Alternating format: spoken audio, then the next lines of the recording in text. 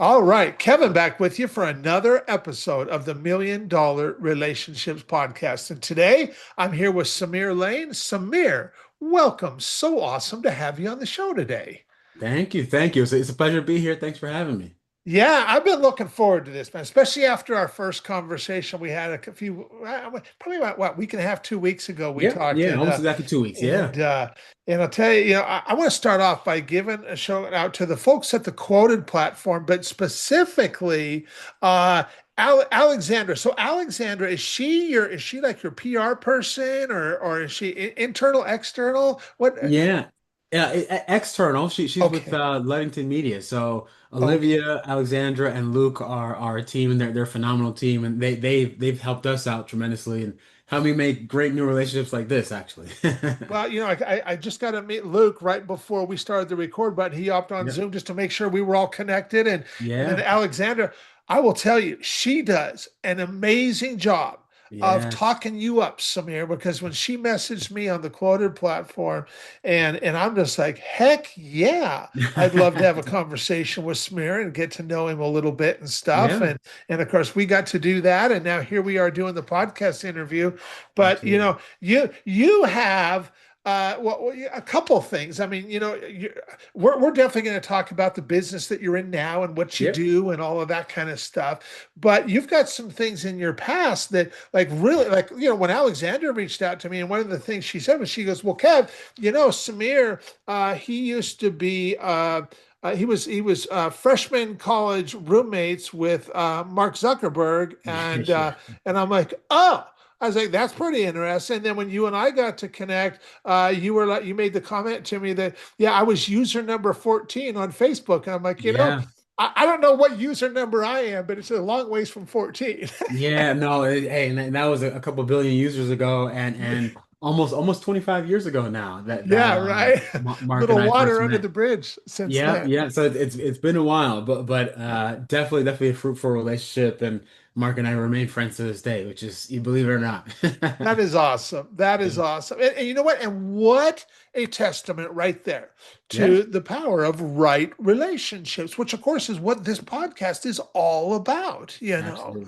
Yeah. And the right relationships, man, as entrepreneurs, I mean, that relationships and trust are our most valuable assets, Yes, yeah, and that's exactly right. And to some extent, I mean, your network, right? As you travel through, you're building a network and you're sort of ratcheting on to your network as you go, right? So for me, a lot of my network began in college and then expanded through there as I had additional professional experiences. But it's been a journey to say the least. And along the way, I've met some tremendous people and made great relationships. But you're right. Like, you're only as strong as your network and the relationships that you have, and also as the value that you can bring to people. yeah. And I've learned that time and time again, time and time again on this journey. Yeah, yeah. Well, so let's start off our interview talking about like current day. And Yep. so, what do you do? What do you do right now, Samir, and who do you serve right now? Yeah, so right now I'm managing partner of a venture capital firm. Okay. It's a consumer-focused venture fund. We invest essentially at the intersection of culture, lifestyle, and influence. And for us, what that means is we invest in innovative consumer businesses that can shape or shift culture in some way, that can reshape product categories, make people rethink how they use or consume products. And then beyond that, what we're looking to do is invest in businesses that either have or can benefit from having a person of influence involved. Okay. And so that person of influence in a lot of instances, yes, there are celebrity brands, but sometimes that person of influence can be a very renowned author or a lawyer or an accountant. For us, the idea is we're investing in great businesses that can leverage someone's fan base or following or community to scale the business faster. And so we're raising our first fund. Our intent is to be a $50 million vehicle. Okay. We are off to the races. We've invested in quite a few businesses already. And so for me, in terms of like on a day-to-day who I'm serving, it's the founders of our portfolio companies. Love working with them. Our portfolio now includes everything from baby care to hair care to pet care and a few beverage brands. Okay. And then also a close second is serving the investors in our fund, right? The LPs who have invested in our fund and trust us with our assets, trust us to source tremendous deals, trust us to return capital to them down the line. So of course, outside of being husband and dad, I'm working with founders on a regular basis, meeting new founders on a regular basis, and working with our fund's investors. Awesome, awesome, Yeah. awesome. Yeah. So what inspires you most about Oh. the work you do and the impact you get to make, Samir? Yeah, it's a great question. There's probably a few things, right? But the first is I've always been inspired by just exploring things that I'm curious about, Uh-huh. and in so doing, pursuing excellence, right? And so it was easier for me when I was an athlete once upon a time and preparing for competing at the Olympic Games in London in 2012 to measure the pursuit of excellence, right? And so I was a triple jumper, so it was measured in centimeters, like literally every centimeter, which for those who don't know, a centimeter is pretty close to a quarter of an inch. And Okay. so I could measure my progress every quarter of an inch or every half a pound I'm lifting more in the weight room. But I was always just trying to see how deep the rabbit hole went, how close I could get to the epitome of my skill set as an athlete, the epitome of my physical gifts at that point in time. And since then, it's translated into being as good an operator as I can be, as good an entrepreneur as I can be, as good a business person or a lawyer. At once upon a time, I'm also a recovering lawyer, right? As good an attorney as I could be. And so now I want to be as good an investor, right? And so that means being curious, reading a ton, researching a ton, networking a ton, right? Because I'm always just trying to figure out if it's not a company I've invested in, is it my next investment, or is it a company that's tangential to one that we've invested in that's in our portfolio? And so I like to be inquisitive, but I like to be just try to be as excellent in whatever it is that I'm doing, right? And so for me, at this point in time, that means doing a ton of research, a ton of diligence, being as committed as possible, being as vigilant as possible, but also trying to some extent be reserved, right? When we're passing on investment opportunities, we want to stick to our guns when it comes to the process that we have as investors. Yep. Now, so that's the one thing. Pursuing excellence excites me. I also love meeting new founders, right? And working with founders. And again, I talk to founders all day, every day. We, of course, pass on more investments than we actually make. Mhm. But meeting founders, meeting the founder of a company that we might have passed on might pay dividends down the line. And so we're always, someone will send a deck and I'll tell them, hey, this business is too early for us to invest in, or it's not within our circle of competence, or it's not something we're looking at. But I'll still have a conversation with you. And Yep. so I have conversations with founders of businesses that we don't invest in all the time. We'll stay in touch, and sometimes I'm connecting them to other people, and I'm just learning about their business. I'm learning about what motivates them, what inspires them, why they started their business, the journey they've been on. All of that is inspiration for me, right? And again, it might not be something that our fund invests in, but it's something that can still inspire and excite me. So, Yeah. yeah, and then I love again. This is tied to the first. I love reading and just learning new things, right? So I'm always reading. I read a lot of nonfiction, sometimes autobiographies, just again, learning other people's journeys, learning how they persevered, why they made different turns that they've made, how that might be something, a corollary to something I'm doing at the time or working through or working on at the time. That's always inspirational as well. Yeah. Very good. Yeah. And you were talking about measurement, and we always there's always a way to measure our progress. And Hmm. Hmm. and what's that saying, that about when it's measured, when it's intentionally measured, it improves, it exponentially improves when we're Yep. actively Yep. measuring. Yes. Yeah. And it's really awesome. Just, I mean, because I know, I measure a lot of things, Yeah. and Yep. it is cool to watch the growth and watch the progression, and just see that this is the result of the actions that I've taken and stuff. Yes. Yeah, no. Yeah. And It's funny because you have I think it was John Doerr, right? He wrote a book called Measure What Matters, talking about just I think for him it was a process that they implemented. He implemented in a lot of businesses that he counsels and folks that he advises, but a lot of it is exactly what you said, right? It's easier to be able to track your progress, understand where you've come from and where you're headed if you're measuring it, if you're working on sort of bite-sized steps to attain a larger objective. And it's the whole thing about smart goals, right? You want your goals to be specific and measurable and attainable Yeah.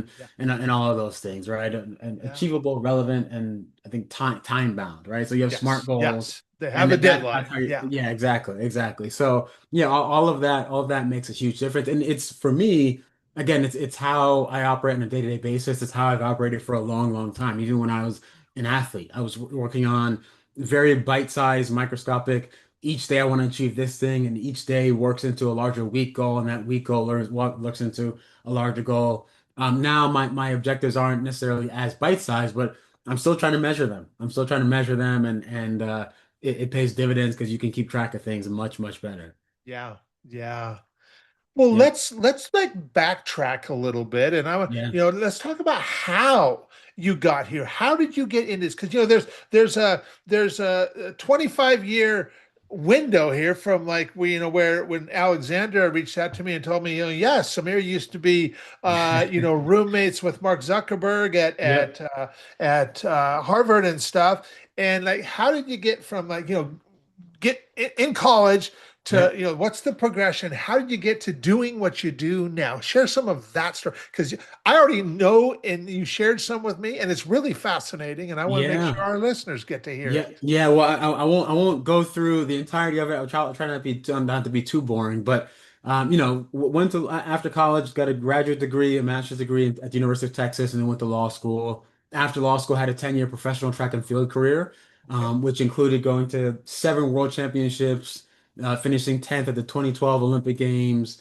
Went to 3 Pan American Games, and for all of those represented Haiti, where my parents emigrated to the U.S. from. Okay. Started my quote unquote real career in sports as legal counsel and legislative affairs counsel in DC. I worked for the Washington Wizards and Capitals and Mystics.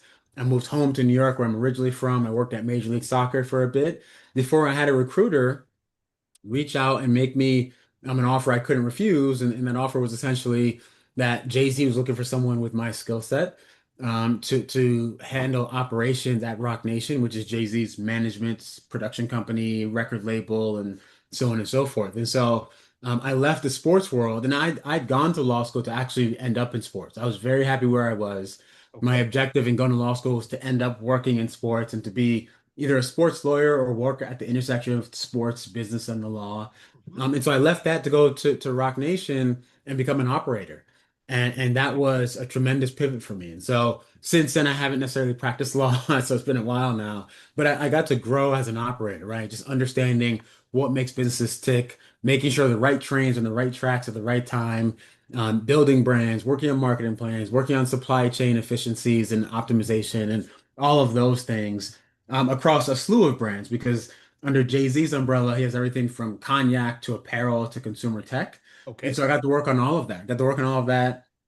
I got to manage a handful of recording artists as well, multi-platinum recording artists, and got to kind of see behind the curtain when it came to the entertainment world, Mhm. and also just start my own career at the intersection of entertainment and brand building, right? And so that was the first foray into this path that I'm now on.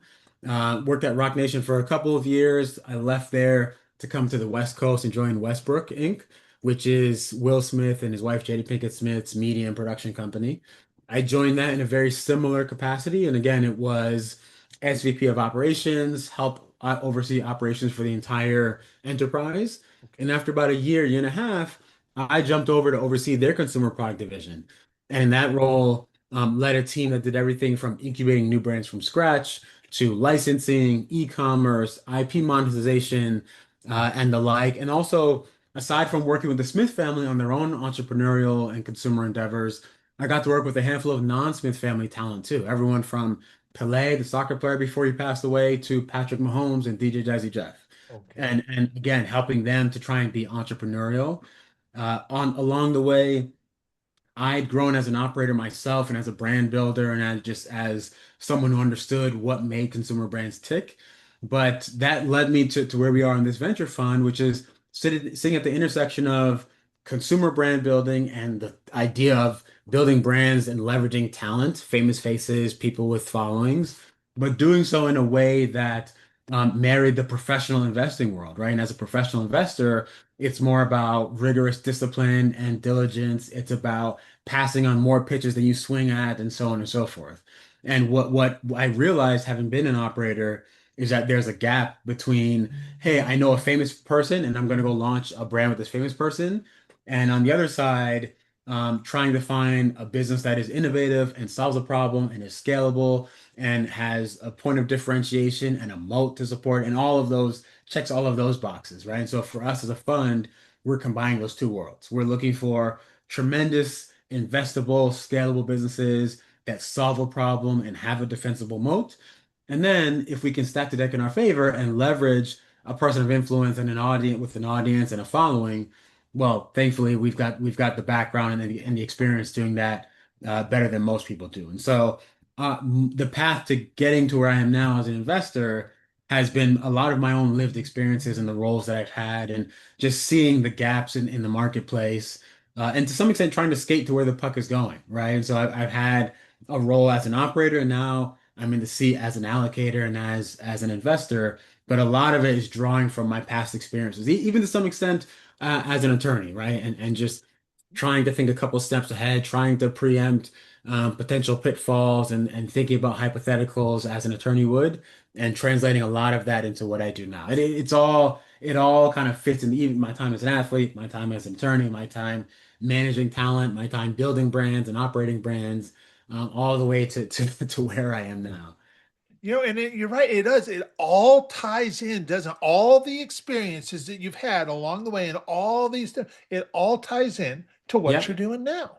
And Yeah, like, no, and that's exactly right. And yep, that's to some extent deliberate, right? Because for me, each stop that I made along the way, the idea was, how can I gain skills that make me better at the next stop? And how can I learn new things that can be useful for me from this point forward? And how can I meet people that augment my Rolodex so that I can be more equipped to help myself, but also help others as yep, I go on to whatever the next endeavor is. And so one opportunity for me begot another and another, and a lot of it was always about, how do I continue building and adding to my repertoire? How do I continue honing my skills, pursuing excellence as we talked about before? yep. And how do I just continue to be more useful in whatever the next role is, whatever the next opportunity is? Yeah, yeah.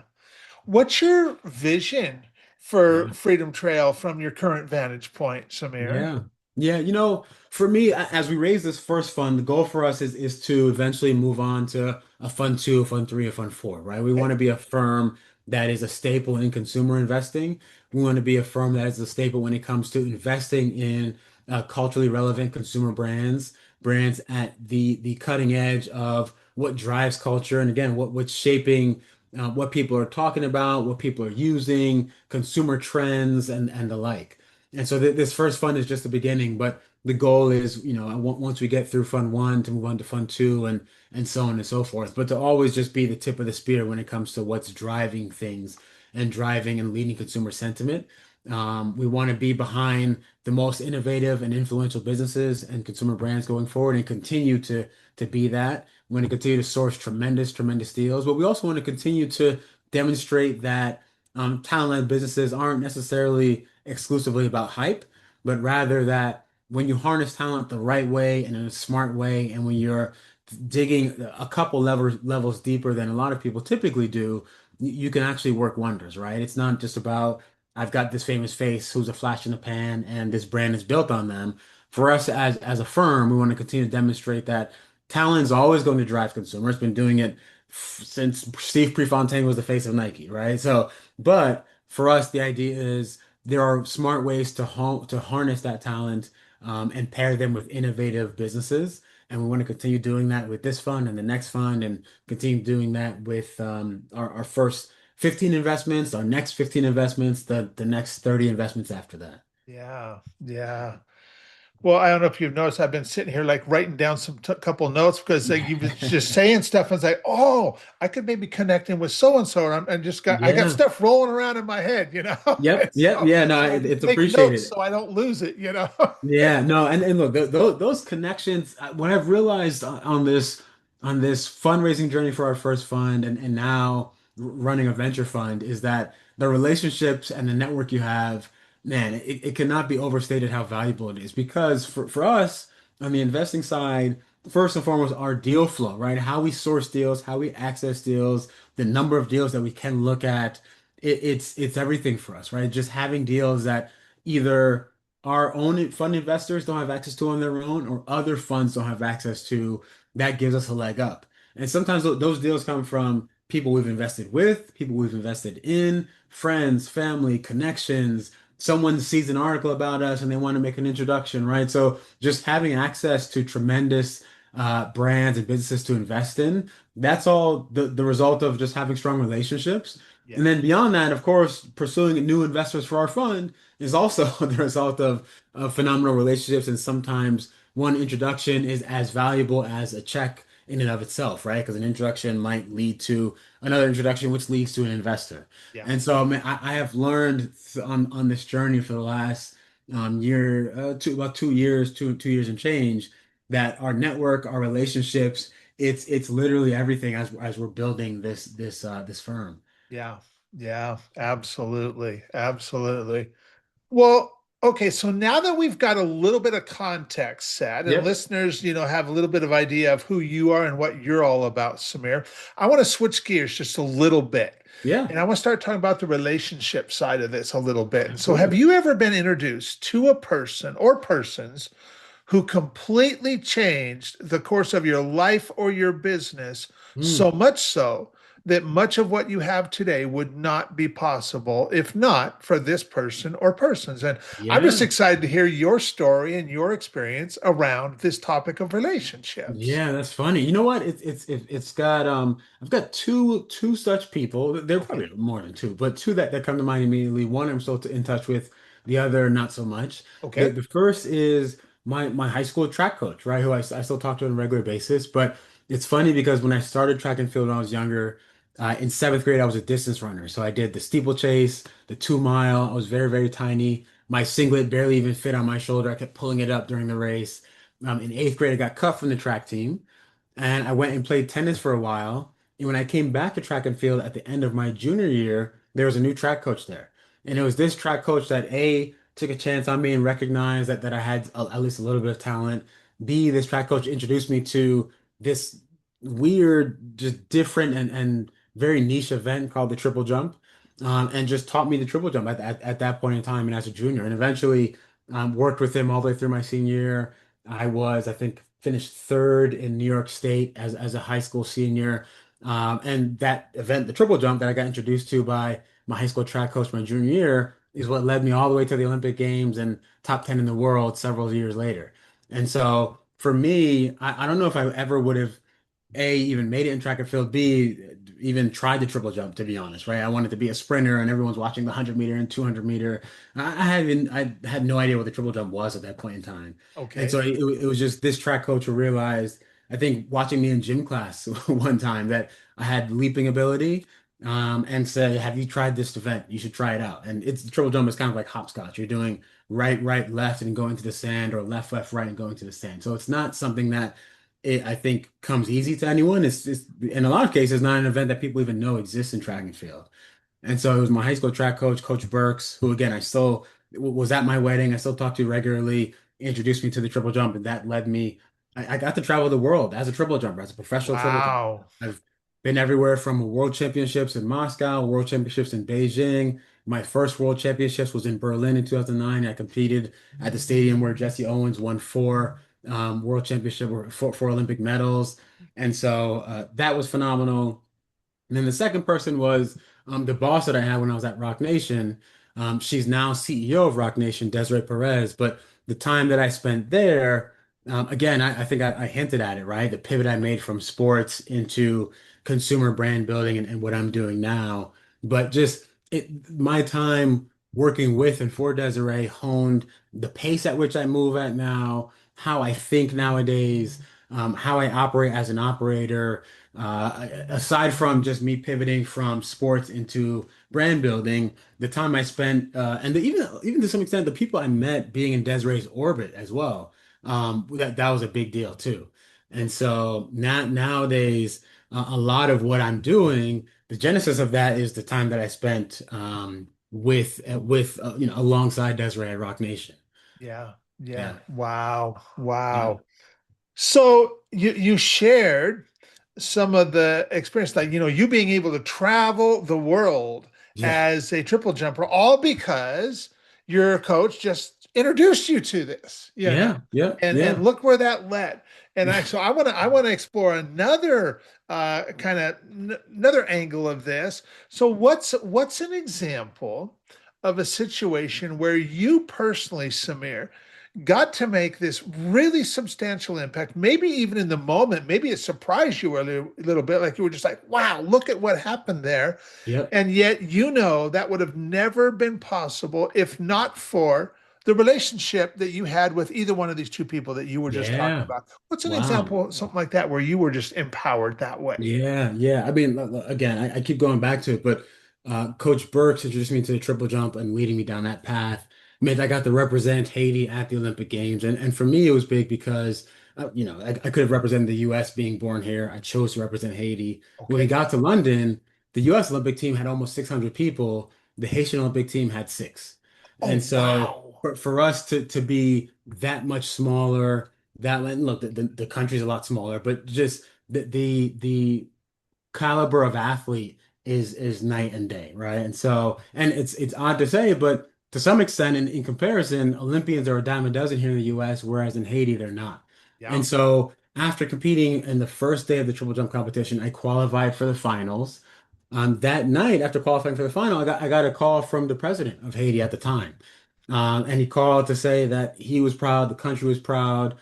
When I went on the next day, because there's 2 days between competition, between qualifying and the finals, and the top 12 qualify for the finals at the Olympic Games, right? And so qualify for that top 12, and the next day to know that the country was watching, and everybody's TVs were on. There were town squares where people were flooded in the thousands watching the Olympic triple jump final because I was there was phenomenal, right? And of course, I wouldn't have been able to have that experience if it wasn't for Coach Burks.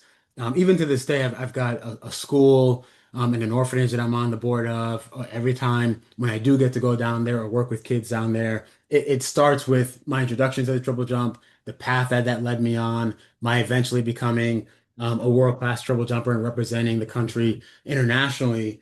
Sometimes internationally at competitions where I was the lone competitor for Haiti. And so in the London Olympics, there were six of us, but I've been to world championships for Haiti where I was the only athlete and the only person representing the country on that stage. So Wow. that was a big, big deal for sure. Yeah. And then the same could be said in the impact and the introduction to Desiree and kind of the pivot that my professional career took, right? And Okay. so being able to a be in boardrooms with folks that I never would have been in boardrooms with before, whether it's Facundo Bacardi, right? The great grandson of Mr. Bacardi, the founder of Bacardi Rum himself, and being able to be in a boardroom and talk about a joint venture that we had with them at the time was phenomenal, right? And just being able to dictate how that joint venture was going to unfold. And at that point in time, we were talking about a brand worth several $100 million. And so to be able to be in those sorts of rooms and the same for other brands that I had a chance to work on. Even now, I got to be there at the inception of Rock Nation's partnership with the NFL, where Rock Nation is dictating who does the Super Bowl halftime performance, and they're organizing the entire entertainment around the Super Bowl. But I got to be in those early rooms at the outset of that partnership, and even sitting there with Roger Goodell, the commissioner of the NFL, and their head of comms, and their head of entertainment, and their head of events, and our team on the other side again, just I've been in some rooms that were particularly impactful that I wouldn't have had access to if it wasn't for that role or just being introduced to Desiree and sort of the folks that she introduced me to and allowed me to align myself with. Yeah. Yeah. Wow. Well, I mean, once again, I mean, what a beautiful example of this. Look at one in both of those instances, Yeah. how one relationship just Yeah. has impact not only your life, but so many others' lives Yeah. through that, you Yeah. know Yeah. and I mean, I mean, it's mind blowing when you start really looking at this, the value of just one right relationship, That's Nah, I And couldn't have said it better. Yeah, the value of one right relationship. Sometimes it's got to be at the right time. yep, yep, A lot of times it's on you to just understand where that relationship can take you. But yeah, the value of one right relationship is tremendous. yeah, yeah.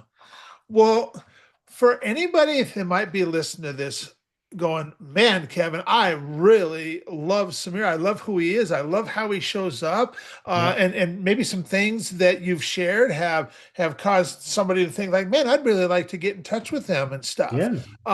In any websites, any resources we can share, Samyr? Absolutely. Yeah, I'm on LinkedIn. LinkedIn's always a great piece. I try to respond to as many LinkedIn messages as I can and Okay. typically all of them, right? So LinkedIn's a great first connection point, and then from there is email. Our fund's website is www.freedomtrail.capital. Both of those places are great sources of information, but if you want to get in touch with me, LinkedIn, Instagram as well. Instagram's another good one where folks typically reach out. I'm on Threads as well. So all of those platforms are Okay. great. Okay.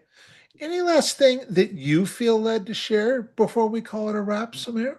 Yeah, no, not in particular. It's funny because if you hadn't mentioned, I probably would have. But that tidbit you mentioned about the value of one right relationship, right? And that relationship can pay dividends for me for decades. Yeah. It can have an impact on your trajectory in multiple ways and in multiple facets, right? So to some extent, my introduction to the triple jump led me to the Olympic Games, but that also led me to be able to have unique experiences just by being an Olympian, right? And sometimes like that alone gets me into rooms that I wouldn't have gotten into otherwise. But it does start way, way, way, way back for me, almost over 25 years ago now, right? In high school and that introduction to that one event. And so, yeah, the value of one relationship, how that can pay dividends down the line for decades, and how that can pay dividends in surprising ways, I'd say, right? Like, yes, you'd say it did lead me to the Olympics, but it leading me to the Olympics has allowed me to have other opportunities as well, and tremendous conversations like this, and so on and so forth. And Yeah. so, Yeah. yeah, the value of one right relationship at the right time, it'll pay dividends, but don't be surprised if it comes back, it pays dividends again in a different way that you might you might not have expected. Absolutely. Absolutely. Yeah. Well, Samir, I want to thank you so much for taking the time Yeah. to have this conversation today. I really appreciate it. I really appreciate you. And I am really excited to get this out there and share it with a lot of folks. So thanks so Yeah. much. No, thank you. Thank you. I appreciate it. It's been an honor. Same.